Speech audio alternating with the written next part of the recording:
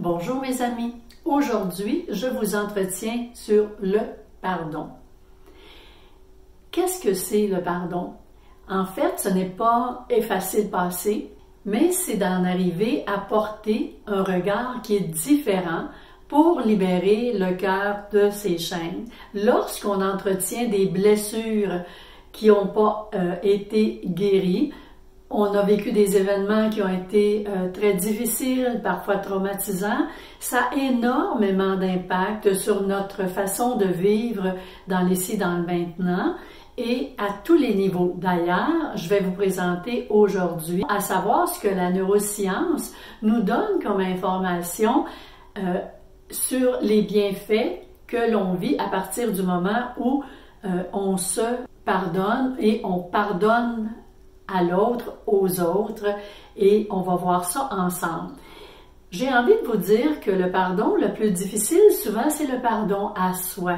Le fait que les gens ne se pardonnent pas d'avoir eu des expériences dans leur passé qui ont été pas à leur hauteur de ce qu'ils sont devenus aujourd'hui. Vous savez, quand on élargit notre niveau de conscience à un moment donné et qu'on guérit soi-même de nos propres blessures, eh bien, on peut devenir une meilleure version de soi-même. Mais il y a été un temps où on a parfois cheminé dans des expériences. Aujourd'hui, elles ont été, mais on dit, bon, ok, ça a fait du mal à soi, ça a fait du mal à l'autre, aux autres. Et si on entretient de la culpabilité face à ça, ça permet aux autres personnes qui ont vécu des conséquences de ces situations malheureuses de déverser leur colère, leur rancune sur soi et qu'on va accepter ça bien souvent et autrement, ça vient comme permettre à l'autre de rester là-dedans, de rester dans cette victimisation. Alors ça, ce n'est pas très aidant. Mais j'y reviendrai dans une capsule éventuellement d'une façon plus profonde. Et quand on parle du pardon, je veux vous dire déjà que ce n'est pas d'effacer le passé, ce n'est pas de minimiser ce qui a été vécu, ce n'est pas de le cautionner, ce n'est pas de l'oublier, mais c'est d'y porter un regard différent. On sait qu'on est tous des êtres humains en cheminement. Et il arrive que des personnes, dans leurs expériences, leur niveau de conscience, et on n'est pas tous rendus à la même place. Parfois, ces personnes aussi ont eu des blessures qui n'ont pas été même reconnues, qui n'ont pas été prises en charge. Donc, leur façon d'interagir avec les autres, ben, elle est conditionnée de ce fardeau que ces personnes traînent. Alors, quand on veut arriver à pardonner, ben, on va reconnaître que dans notre humanité, soi et les autres, ben, souvent, ont vécu des situations et ne sont pas au clair avec ceux-là. C'est aussi, quand on pardonne, on le fait d'abord pour soi, parce que c'est de l'amour de soi. C'est une façon de nous permettre de se libérer, d'accueillir la vie de façon tellement présente, de façon tellement ouverte, de façon tellement accueillante, avec cœur, avec amour et accueillir les autres au travers justement tout ce que l'on vit au fur et à mesure que l'on traverse nos expériences et nos journées. Mais d'abord, je vous parle de la neuroscience et vous allez voir qu'il y a beaucoup d'impact sur des impacts bienfaisant sur le pardon lorsqu'on accorde le pardon, que ce soit à soi ou à l'autre. Et je vous en parle avec détail parce que moi, je me dis toujours, plus les gens vont être informés, plus ça va leur permettre de revisiter leurs émotions, qu'est-ce qui se manifeste à l'intérieur d'eux et d'en faire quelque chose. Alors, allons-y et voyons ce que la neuroscience nous dit sur le pardon. Tout d'abord, c'est que ça réduit le stress parce que ça va, quand on est en état de colère et de rancune, l'amygdale, qui est une région du cerveau qui est liée aux émotions comme la peur, la colère, la rancune et émotions de cet ordre-là, mais elle est hyperactive. Lorsqu'on pardonne, ça abaisse le niveau de cortisol. Vous le savez, c'est l'hormone de stress et ça aide le corps à revenir au calme. Ça renforce aussi les connexions dans le cortex préfrontal, associé à la réflexion et à la régulation des émotions. Alors, si nos émotions sont régulées, on arrive à prendre des décisions qui soient meilleures. C'est en choisissant de pardonner qu'on peut y arriver, entre autres. Et ce faisant, eh bien, notre capacité d'empathie, revoir les événements d'une façon beaucoup plus large, eh bien, ça nous aide à prendre des décisions qui sont meilleures. Ça diminue aussi l'inflammation chronique. Moi, en consultation, j'en entends parler. Alors, les émotions négatives prolongées, c'est-à-dire qu'on y vient, on y revient, on pense aux événements, qu'est-ce qu'on a vécu, qu'est-ce que l'autre nous a fait vivre, puis on a beaucoup de difficultés avec ça, eh bien, ça augmente l'inflammation dans le corps. Quand on pardonne, bien, ça favorise la libération des émotions qui sont négatives, forcément, et ça réduit automatiquement les marqueurs inflammatoires. Ça améliore aussi la neuroplasticité. Quand on pardonne, bien, les réseaux neuronaux qui sont associés aux souvenirs négatifs, eh bien, ça les transforme, ça les modifie et ça permet de reprogrammer notre perception de ces événements et en même temps, ça nous amène des impacts positifs sur le corps. Ça augmente les neurotransmetteurs liés au bien-être, vous savez, hein, liés au bonheur, liés à ce goût d'être avec d'autres, de développer des relations.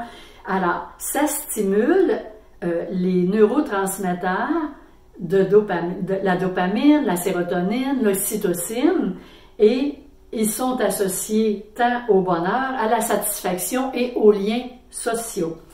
Ça réduit aussi, et c'est pas banal, l'anxiété et la dépression. Et oui, les études montrent que le pardon est corrélé à une réduction de symptômes anxieux et dépressifs, car ça allège la charge mentale. On parle souvent de charge mentale par rapport à tout ce qu'on a, nos engagements au quotidien, mais on oublie souvent que la charge mentale émotionnelle liée aux blessures du passé, bien, ça vient comme augmenter. Ça impacte sur la cohérence cardiaque et le bien-être global. Vous savez, on en a déjà parlé dans une capsule, d'avoir la cohérence entre le cœur et le cerveau. Donc, quand on arrive à pardonner, bien, ça améliore cette connexion et cette cohérence.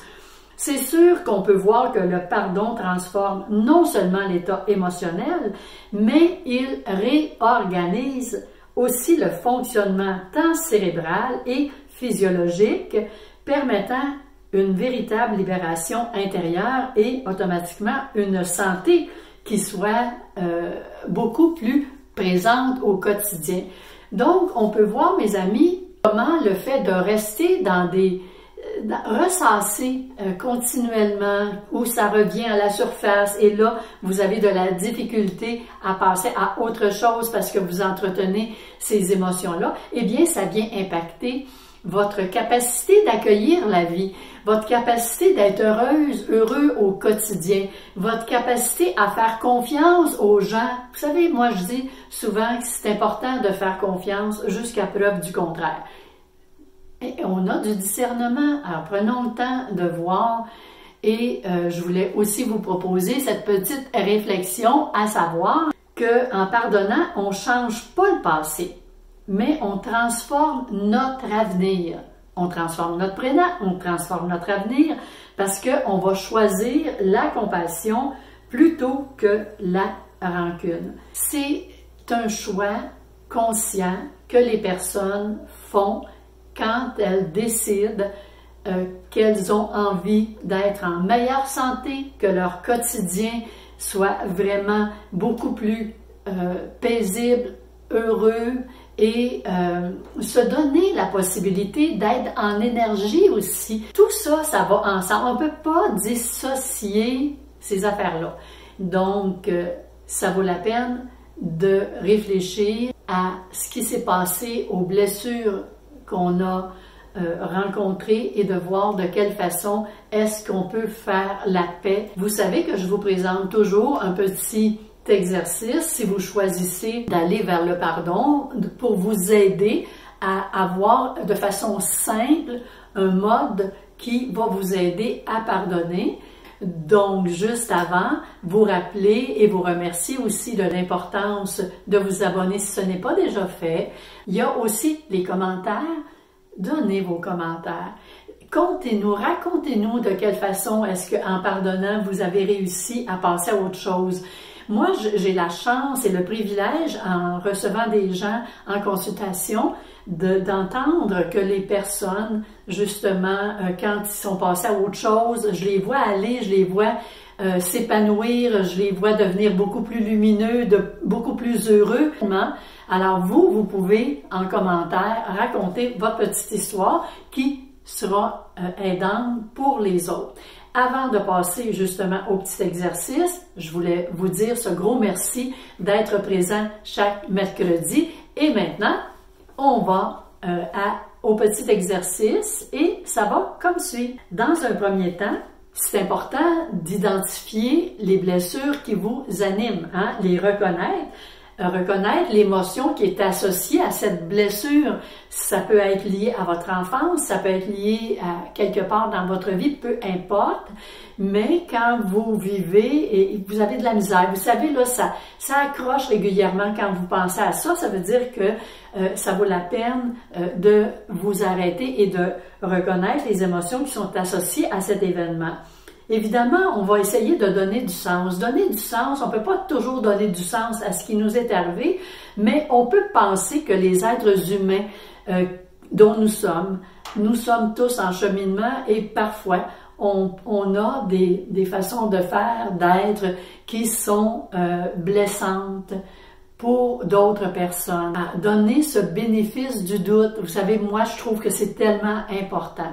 Quand ça c'est fait et que notre cœur est davantage ouvert, on est prêt à le libérer justement de ces chaînes, comme je parlais tantôt, eh bien, à ce moment-là, on va s'imaginer que là où les personnes sont devant nous, virtuellement, évidemment, et on va voir comme un rayon de lumière qui va venir remplir notre cœur de compassion, tant notre nôtre que cette lumière va nous englober, donc envelopper le cœur aussi de là ou des personnes concernées pour cela. Et quand on est prêt, on va commencer par se pardonner soi d'avoir traîné ça aussi longtemps. Ça, c'est important de le faire. Quand on sera dans cette ouverture, dans cette compassion, qu'on la ressent, eh bien, dans des mots qui vous appartiennent à vous, choisissez les mots qui vous conviennent pour dire à l'autre, aux autres, que vous lui pardonnez ou leur pardonnez.